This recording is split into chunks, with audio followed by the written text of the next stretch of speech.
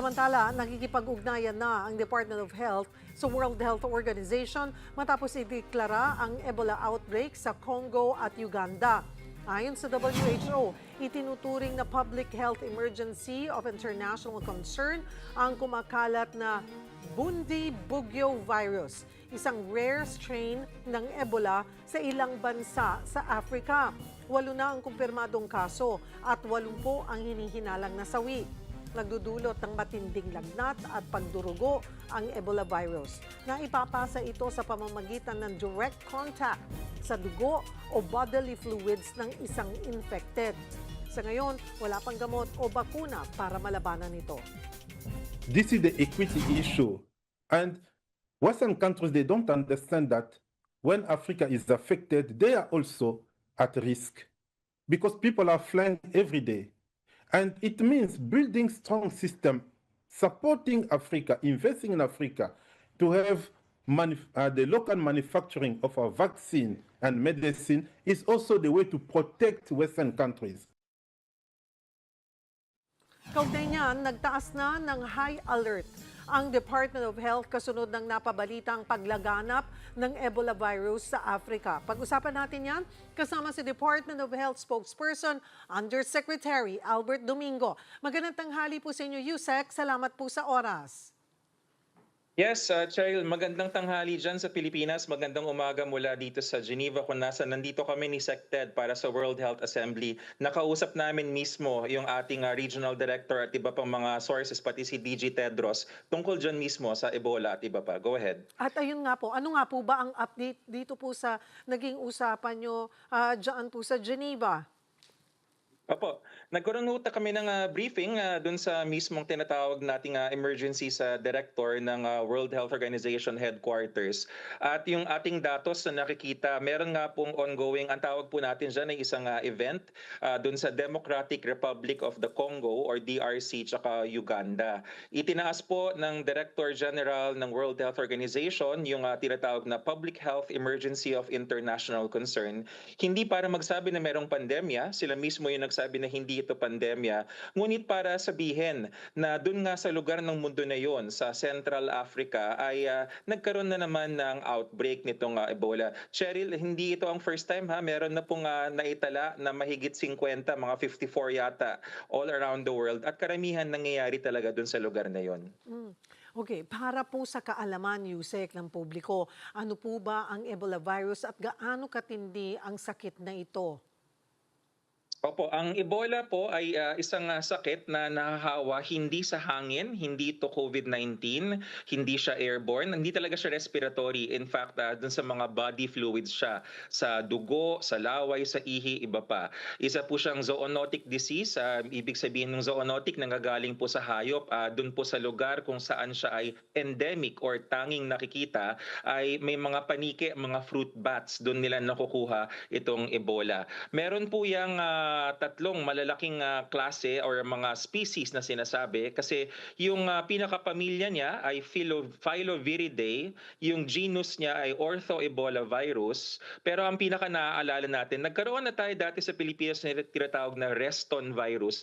Ito ay isang species, Cheryl, pero hindi siya nagiging sanhi ng sakit sa tao.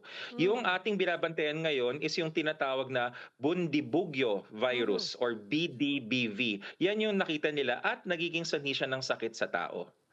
Ano po yung mga sintomas nito at di po ba sinasabi ay wala pang gamot on this? Nagsisimula yung sintomas niya dun sa parang sabi nga nila it's your common symptoms sa lagnat, pananakit na ng katawan. Meron actually mga may termino na ginagamit ang United States Center for Disease Control. Merong dry symptoms, as merong wet symptoms. Yung dry nagsisimula kasi pananakit ng ulo, pananakit ng katawan, lagnat, etc. And then after a while, magiging wet symptoms siya. Pasintabi ko sa mga kumakain, nagkakaroon ng diarrhea, nagkakaroon ng hemorrhage o pagdurugo. Pero ito po, Cheryl, hindi ito nangyayari sa mga kaso kung wala namang confirmed na yung ating tinatawag na Bundibugyo virus ng Ebola. Hindi na po bago itong Ebola outbreak, pero pwede po ba nating balikan, Yuse, kung paano natin na-handle dito sa Pilipinas noon yung naging kaso po natin? Yes, actually 3 beses 'yan 'no, 3 taon yung naitala natin, nakita natin sa records. Meron tayong as far back as 1990, 1989 pa pala 'no, 1989, 1996 and 2008. Pero lahat sila yung Reston virus. Ibig Hmm. sabihin na nakita lang na confirmed on laboratory testing, ay nagkaroon pala yung ating mga kababayan pero wala silang sakit, asymptomatic sila. Hindi Hmm. pa tayo nagkakaroon, Cheryl, nung Bundibugyo virus or may isa pa yung sinasabing Zaire virus or Ebola virus, another species yon na yun yung nakamamatay na nakikita nila doon sa Central Africa. Wala pa tayo nun. Linawin lamang din po natin, Yusek, na dahil ano ang ibig sabihin kapag naka-high alert ang DOH on this? Oo. Actually, hindi naman kami nagsabi ng high alert. Baka Hmm, na-misread lang ng ating writer. Sabi lang okay. namin we are on alert, no? Hindi On tayo alert. naka-red alert. Okay. Oo, Okay. on alert tayo. Oo. So, kasama po 'yan sa pag-iingat natin. Meron po tayong tinatawag na International Health Regulations or IHR. Mahalaga po 'yan malaman ng ating mga kapatid, mga kababayan. Yung IHR, behind the scenes po nag-uusap-usap ang mga ministro ng kalusugan, ng mga Secretary of Health through representatives.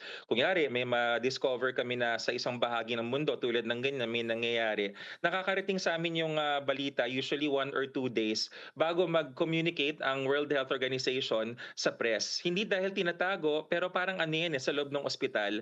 Yung resulta ng laboratorio, dumadating muna sa mga doktor, tapos tinitignan namin, ano ba dito ang kailangang para bang timplahin kung anong sasabihin. Kasi biriin mo, nakakita ka na ba ng doktor, Cheryl, nahaharapin ka, sasabihin, alam mo may cancer ka, mamamatay ka. Hindi Mhm. ganun ang paraan. Mhm. Ang paraan is pinoprocess namin kung paano, ang tawag po dyan risk communication. Yun ang ginagawa natin ngayon. Mhm. Gaano po kahalaga ang surveillance and screening protocols na ipinatutupad sa mga points of entry ng bansa, Yusek? Mahalaga 'yan 'no, buti natanong mo 'yan na Cheryl at, ito, sasabihin natin yung isang pagbati sa ating, DOH Bureau of Quarantine. Sa ating pong mga kapatid na lumilipad or, nagse 'no, 'pag dumarating tayo papasok ng bansa, tahimik sila, yung mga may thermal camera, nakaputi sila, naka-mask, nakatingin at para bang nagmamatiyag kasi yun ang kanilang trabaho. Mga nurse, mga doktor na train sila to see symptoms, yung mga sintomas. Pero bago pa man dumating sa ating bansa ang mga biyahero, alam natin na 'to, 'di ba, yung e-travel na nire-require sa Mhm. lahat, hindi lang sa Pilipino at tinatanong kung saan nanggaling, ikaw ba ay nanggaling sa ganitong bansa? So malamang tatanungin na rin 'yan in the next few days. At the same time, tinatanong kung nagkaroon tayo ng sintomas or ng contact sa mga farms, agricultural areas o kaya sa mga gubat kasi doon nga nanggagaling yung mga virus na 'yan. Mhm. Yusek, sabi niyo nga po, ibang variant ito eh. Itong variant na ito ay ang Bundibugyo variant, yung sanhi nitong outbreak sa Congo, no? Pero sakali man, Mm. handa ba ang ating mga laboratory, maging ang Research Institute for Tropical Medicine o RITM na matukoy ang specific variant na ito kung sakaling makapasok po ito sa bansa? Yes, handa tayo, Cheryl. So bigyan ko lang ng slight correction lang para rin sa lahat ng mga writers. Ang tawag natin dito species, with an S. All right. Hindi siya variant. Oo, Okay, that's okay. okay. Kasi hindi, maganda nga na natututo ang ating publiko, ang ating mga Mhm. kapatid na itong mga bagay na 'to, 'wag ho nating kakatakutan. Kapag naririnig natin ang DOH, ang WHO nagsasalita ng ganito, kasama po 'yan. At dun sa tanong ni Cheryl, no, na kung kaya ba nating ma-detect, kaya po. Ang RITM natin under the DOH ay isang tinatawag na National Reference Laboratory. Pagka nag-communicate na yung IHR sa amin, ang unang nakakausap nila ay sila BOQ, quarantine at saka yung RITM. At yung RITM, meron tayong yung mga makina, yung tinatawag natin na PCR, di ba? Hindi pang COVID-19 lang ang PCR. Mhm. Malaking tulong ang PCR, pinapalitan lang natin yung tinatawag na primer or sa madaling salita, yung parang barcode para makilala natin kung meron tayo nung virus na yun or wala. At kung sakaling magkaroon po tayo ng imported case, may sakto po bang supply? Paano po ba yan? Antiviral at experimental treatments dito po sa Pilipinas Maganda. para sa Ebola? Yes, magandang tanong yan, Cheryl, at iko-connect ko na nakikinig ako dun sa lead-in kanina na may nagsasalita mula sa Africa, no? Mhm. Sinasabi na this is an equity issue. Mahalaga ang maintindihan ng ating mga kapatid, ang Pilipinas hindi perpekto ang ating health system. Pero mawalang galang, and it's a fact naman na kumpara sa mga bansa dun sa Central Africa, mas angat po ang ating health system. Ang mga doktor natin ay magagaling, ang equipment natin ay kumpleto. Opo, may mga pila tayo, kasama talaga yan sa inaayos natin sa utos ng ating Pangulo. Pero yung equipment, yung mga chemical, yung mga gamot, lalo na yung mga doktor at yung mga nurse, nandyan po sa atin at kaya nating harapin to. Ibang-iba dun sa sitwasyon, dun sa pinanggalingan. Mhm. Nakakatakot po yung balita, no, tungkol sa araw-araw nga kasi naman, Yusek, na libing sa Congo. Dahil po dito sa Ebola, mas madali na kasi natin Yes. na-access sa mga balita sa buong mundo. So, ano po ang gagawin or ginagawa na ng DOH para bigyang impormasyon ng publiko nang hindi magdulot naman ng malawakang panic? Well, malaking bagay at maraming salamat sa TV5 no dito sa ating programa sa inyo, Cheryl, at sa mainstream media Mhm. dahil mahalaga po 'yan para makarating sa ating mga kababayan yung sinasabi nga nila verified information. I mean hindi pa tapos yung hantavirus na event, although maganda yung nangyari no, napansin natin na no-control yung virus at ang impormasyon ay mabilis. Ngayon at meron tayong bagong declaration dito sa Ebola, napakalaking tulong ng ating mainstream media, ang mga totoong journalists para makarating sa ating mga kababayan ang verified information. Makibalita na rin po kami, Yusek, panghuli. Ano pa po bang aasahan dyan sa habang nariyan po kayo sa Geneva? Yes. Dito po sa World Health Assembly, 79th World Health Assembly, actually, hot topic yan na yung tinatawag na Pathogen Access and Benefit Sharing, PABS Annex, nung pandemic agreement. Konektado po yan sa balita nitong Ebola sa ng hantavirus. Dahil nakikita natin na kailangan talaga magtulungan yung mga bansa. Actually, mamayang gabi, Geneva time, medyo mapupuyat yung ibang kasamahan namin kasi hindi talaga magkasundo yung mga bansa, Cheryl, dun Hmm. sa usapin nung pathogen access and benefit sharing. Sa madaling salita, kapag may nakita ba tayong bagong sakit dito sa bansa A, si bansa B ba na mas mayaman ay magbibigay ng bakuna? Naalala po natin yung mga ganyang usapin Yes. nung COVID-19. So ngayon, andyan at sa totoo lang, medyo sensitive siya kasi may mga bansa, hindi ko napapangalanan, pero lalabas naman sa record na iba yung kanilang perspective dun sa ganung bagay. So mga bagay na yan at iba pa, marami pa tulad sa high blood, hypertension, iba pa.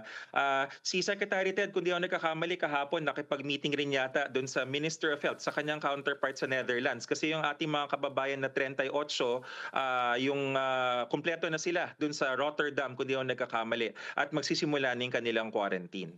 Makikibalita po kami muli sa inyong pagbabalik. I'm sure marami po kayo may bibigay na update sa amin. Yes, kahit hanggang nandito kami, Cheryl, alam niya ng ating mga producers, basta gising ako, makakakuha kayo ng balita. Mga po, balitaan nyo lang din po kami ng mga development po dyan. Marami pong salamat sa inyong oras, Undersecretary Albert Domingo, tagapagsalita ng Department of Health.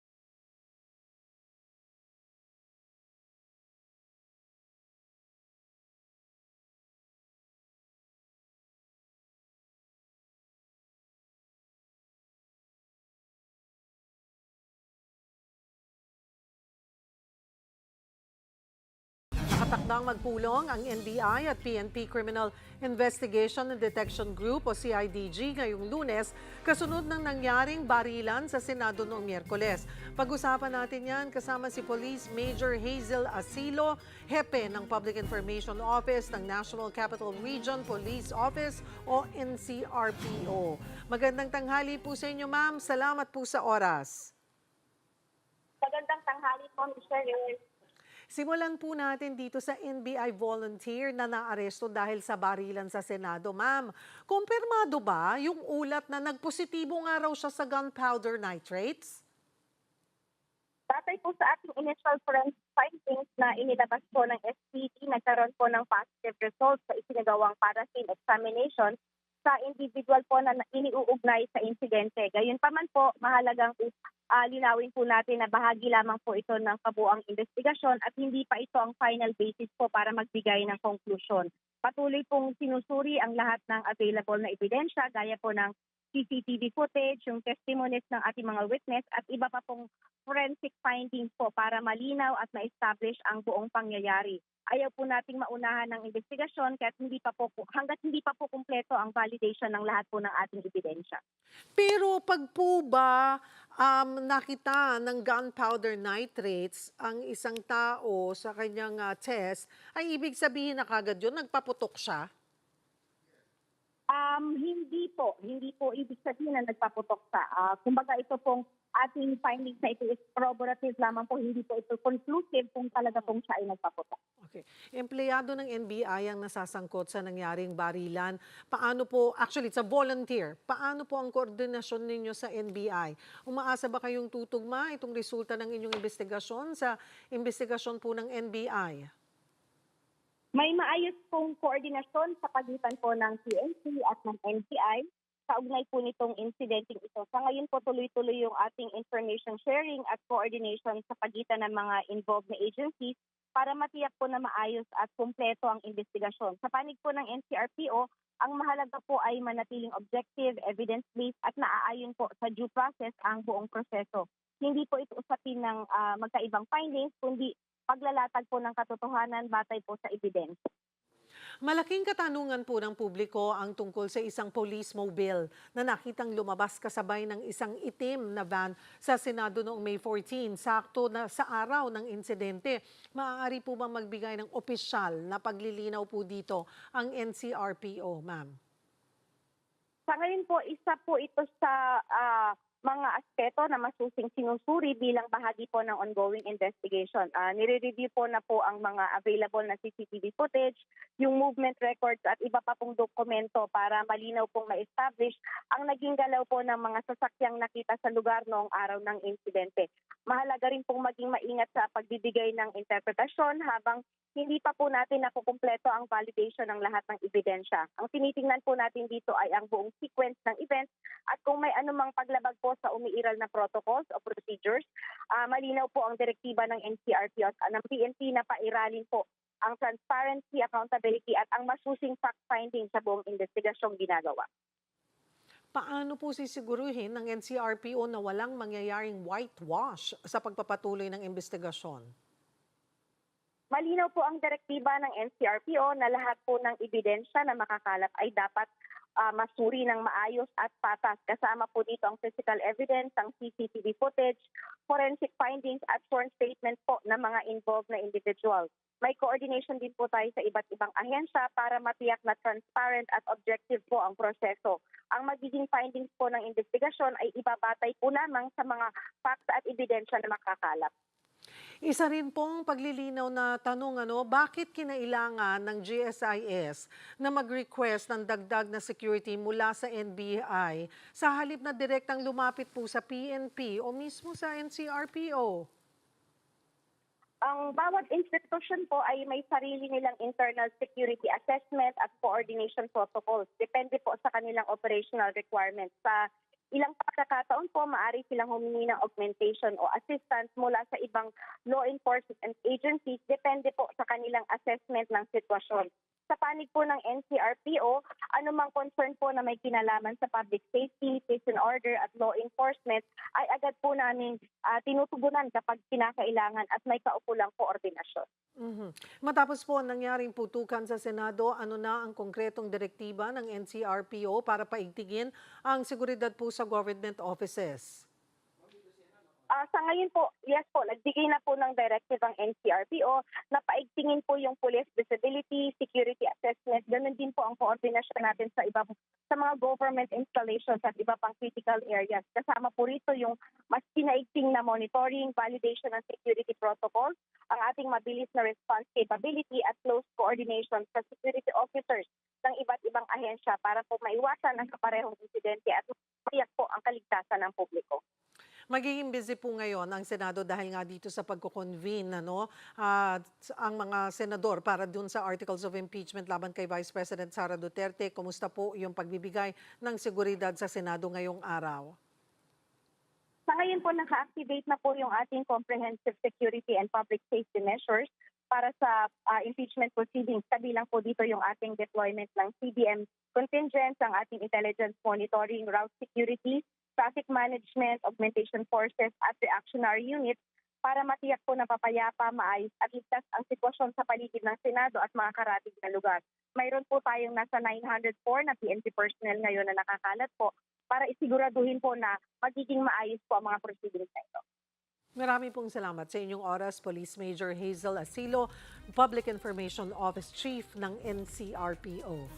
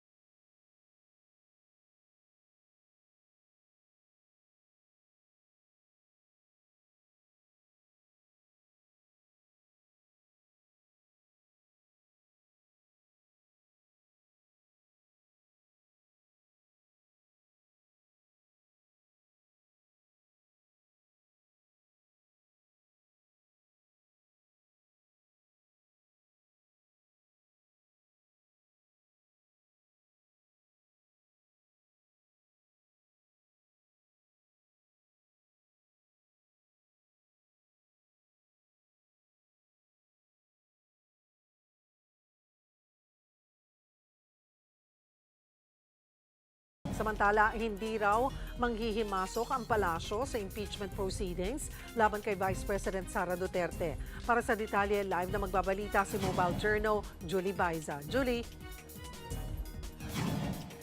Cheryl, hindi nga manghihimasok ang palasyo sa impeachment proceedings laban kay Vice President Sara Duterte.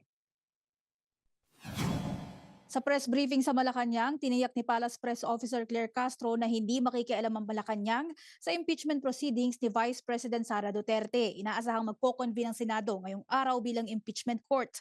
Ayon kay Castro, ang impeachment trial ay mandato ng Senado. Malinaw din daw ang separation of powers ng Senado at Palasyo. Gayunman, nagpaalala si Castro na lagi dapat tandaan ng mga mambabatas na dapat managot ng mga dapat managot. Hindi raw dapat sila maging daan para makatakas ang sino mang may pananagutan. Dismayado naman daw ang Pangulo sa nangyayari sa Senado kaugnay ng pagtakas at pagkawala umano ni Senador Bato de la Rosa. Sabi ni Castro, malinaw sa itsura at pagtatanong ng Pangulo sa mga kalihim noong nagpulong sila ang pagkadismaya sa pangyayari. Iginiit naman ng Malacanang ang posisyon na hindi pag-atake ang nangyari sa Senado. Anya, Senate was never under attack. Natanong din ng Malacanang kung hihilingan ba nila na sumuko si De La Rosa. Narito ang naging pahayag ni Castro. Bilang dating PNP chief at alam naman po niya na may valid warrant of arrest na inisyo ang ICC at katulad ng sinasabi dati ni Senator Robin Padilla, kung walang kasalanan, lumabas. Cheryl, bago ito kaninang umaga, dumalo naman ang Pangulo sa pamamahagi ng pondo sa LGU at tigsa 10 kilong bigas para sa mga piling benepisyaryo sa Makati City. Ang sabi ni PBBM, patunay daw yan na hindi nagbabakasyon lang ang gobyerno, kundi nag-iisip ng paraan para sa taong bayan. Cheryl. Maraming salamat. Mobile Journal, Julie Baiza.